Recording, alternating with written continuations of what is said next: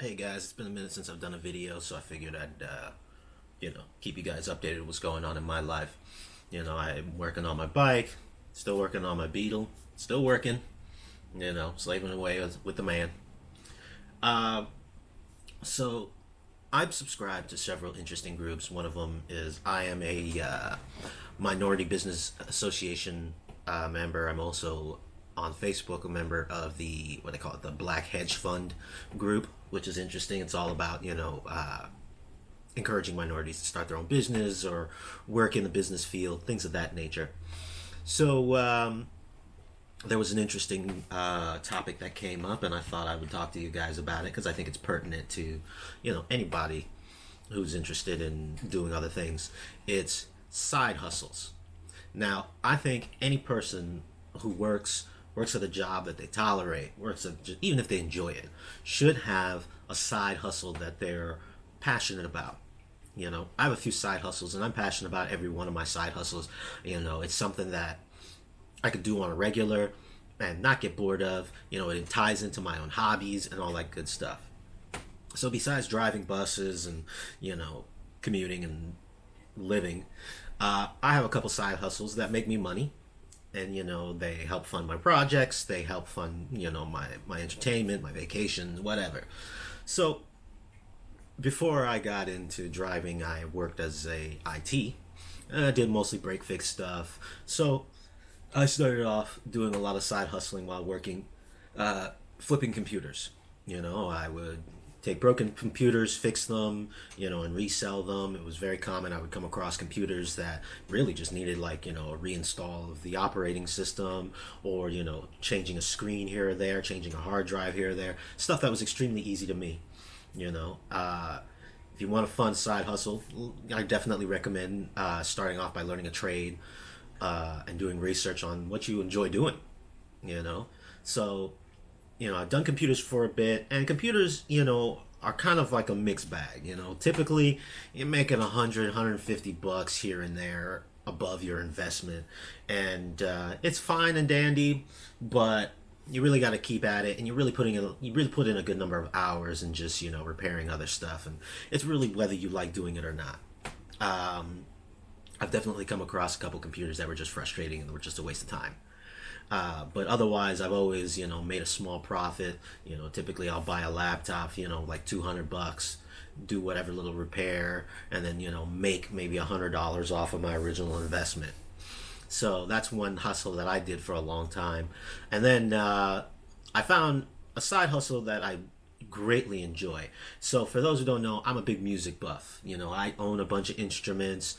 I play several instruments. But one of my joys is finding, repairing, and flipping old instruments. And I actually started off by doing this at pawn shops. Yeah, pawn shops are a great resource for old instruments. The thing about instruments is, it comes back to passion, something you're passionate about, something you're willing to sink time into and learn knowledge about to make it a worthwhile side hustle. So what I did was, I found that a lot of pawn shops have unusual, large, rare instruments that they just don't know what to do with, and some you can easily come in, offer a slightly below reasonable rate for that instrument, and take it off their hands, and then you can either invest in repairing it or just sell it as is. For example, one of the big turns I made was, I used to help a buddy of mine at his pawn shop, and I fixed his computers. And one day, this guy comes in, and he's like, he has a bunch of broken instruments that his dad left him, and he's not a musician. He doesn't know what to do with them. So, he brought in a couple broken trumpets, and so my buddy was like, are any of these things worth anything? And I'm like, yeah, people buy parts all the time. Brass is worth it, whatever. So he bought a couple trumpets. Guy brought in a trombone, and the trombone's in good condition, and bought the trombone. And the guy goes, I have one other instrument. And he goes, he's got a tuba. He's got this old tuba. And so he brings it in, and my buddy's like, dude, I wouldn't even know what to do with it. The tuba looks like shit. It's tarnished. It's got some dents. And so, my buddy turns to me and he's like, "Are you interested?" And so I look at it and I'm like, "All right." So I look it over, and of course I know what I'm looking at. So I'm like, "All right, it's tarnished, sure, but the valves move. It's in okay condition. It's got a couple dents in the bell." I told him, it's gonna. I was like, "It's an E flat tuba," and I looked at it and I was like, "Yeah, you can get an E flat tuba for like $400 in good condition." And I was like, "This one is in not so great condition. It's gonna need repair. That's gonna probably cost like another $200, depending on where I take it." So I'm like, "All right." I'm like, "I'll give you $150 for it as is." And the guy goes, "Sure." So I take this tuba to a buddy of mine in Signal Hill by the name of Saudi and Holmes. They do great brass restoration and repair. And the guy looks at it, and I tell him, I said, "Yeah, you need to clean it up, take care of the dents in the bell." And I was like, "I got it for a really great price. Even if it's not in great condition, it's still worth at least the $400-500." So my buddy looks at it and he's like, "All right, we'll take care of the stuff. You're probably looking at just like 150-200 bucks in repair." And I'm like, "All right, go ahead, do it." And he turns to me and he goes, "How much did you get this tuba for?" And I was like, "Oh, dude, I got it for a steal, just 150 bucks." And he looks at it and he goes, "This is a 1960s professional E flat Besson English made freaking marching baritone." He goes, "If I had this in my shop, I wouldn't sell it for less than 3 grand." And sure enough, I held on to that tuba for a year or two. I played it as my personal tuba, and I wanted to get a rotary tuba. So I turned around and I listed it on eBay, and it sold on eBay for 3 grand. Yeah. Actually, I think I sold it on eBay for a little over 3 grand. I think like 3,500. And then I used it to buy my next tuba, which I bought for 1,200, and I sell that tuba for 2 grand. So, every now and then, whether I'm on the road, whether I'm home, I'll stop by pawn shops. I'll keep a lookout for instruments that are worth flipping.